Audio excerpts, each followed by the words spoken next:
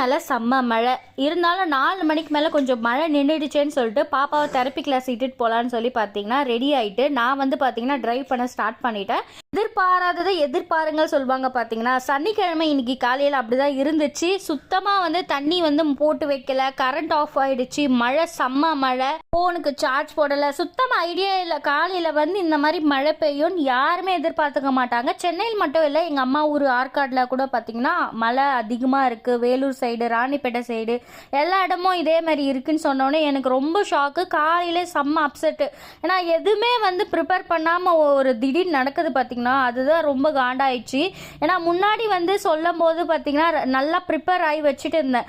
எல்லாமே வந்து தண்ணியெலாம் பிடிச்சி வச்சு சார்ஜ் போட்டு எல்லாமே பண்ணேன். ஆனால் இந்த வாட்டி சுத்தமாக ப்ரிப்பேர் ஆகலை. அதனால வந்து பார்த்தீங்கன்னா எப்படியோ நான் இன்னைக்கு மேனேஜ் பண்ணிட்டேன். அதில் வந்து குட்டி குட்டி ஸ்நாக்ஸ்லாம் கொஞ்சம் செஞ்சு கொடுத்தேன். இல்லைனா குழந்தைங்கள சமாளிக்க முடியாது. ஸோ இந்த மாதிரி டைமில் நீங்கள் எப்படி ஃபேஸ் பண்ணீங்க அப்படின்னு எனக்கு மறக்காமல் கமெண்ட்டில் சொல்லுங்கள்.